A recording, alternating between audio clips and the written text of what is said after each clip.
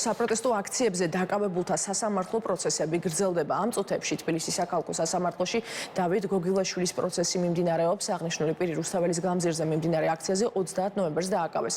მისი განცხადებით იმდენად მძიმე ფიზიკური დაზიანებები აღინიშნებოდა, რომ იზოლატორის ნაცვლად სამედიცინო დაწესებულებაში მოხდა და რამდენიმე ოპერაცია დასჭირდა. გოგილაშვილის სასამართლო პროცესს რამდენიმე ქვეყნის დიპლომატიური წარმომადგენელიც ესწრება. ხატია ჯამალაშვილი შემოგვიერთდება. ახლა დეტალებით პირდაპირ ეთერში ხატია გისმენთ.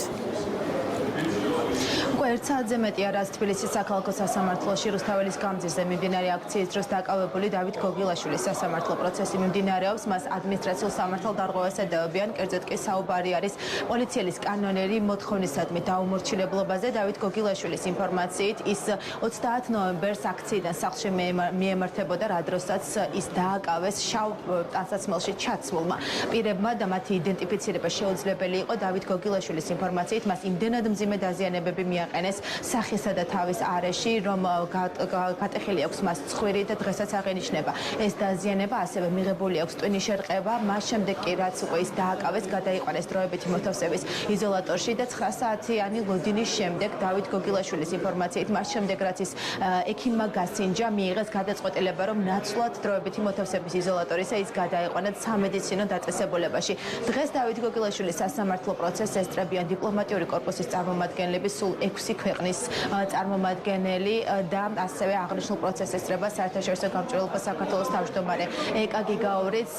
დავით გოგილაშვილის ადვოკატმა თეონა ზაქარაშვილმა ჩვენთან საუბარში განაცხადა, რომ დიპლომატიური კორპუსის წარმომადგენლებმა თავად მიიღეს გადაწყვეტილება, რომ დასწრებოდნენ აღნიშნულ პროცესს და თავად გამოთქვეს სურვილი. მისივე ინფორმაციით იქიდან გამომდინარე, რომ დავით გოგილაშვილს აღენიშნება დაზიანებები, მათ სპეციალურ საგამოძიებო სამსახურსაც მიემართეს გამოძიების დაწყების თხოვნით. ეს უკვე წამება იყო ჩემი აზრით, იმიტომ რომ მარტო ფიზიკური შეურაცხყოფა არ იყო, წამება იყო, დაშინება იყო და ცდილობდნენ შეეშინებინათ იმისთვის, რომ მეორედ მე აღარ გამებედა, რომ ჩამოსულიყავი აქციაზე და რა ვიცი, ჩემი ქვეყნის კეთილდღეობისთვის მებრძოლა. იზოლატორში ექიმა არ მიმიყო, 9 საათი მალოდინეს იმისთვის, რომ იზოლატორში შევეყვანე, მანდაც ჩემი უფლებები დაირუხა და 9 საათის შემდეგ ექიმა რომ ნახა, შანსი არა, რომ ამას საავადმყოფოში უნდა გავუშვათ. პრაქტიკულად ის რასაც ყვება, ეს იყო წამება და არა ადამიანური მოპყრობა. 15-20 წუთის განმავლობაში, მას შემდეგ რაც შეიპყრეს და არა დააკავეს, შეიპყრეს ის ლესია უკრაინკას ქუჩაზე, 15-20 წუთის განმავლობაში ის გახდა წამების და არა ადამიანური მოპყრობის მსხვერპლი. ჩვენი მეგობარი ქვეყნების ელჩები არის და მათი წარმომადგენლები არიან აქ. უნდა ნახონ ის პროცესი, რომელიც სამწუხაროდ აქ არის და სამართალთან კავშირი მას არ აქვს.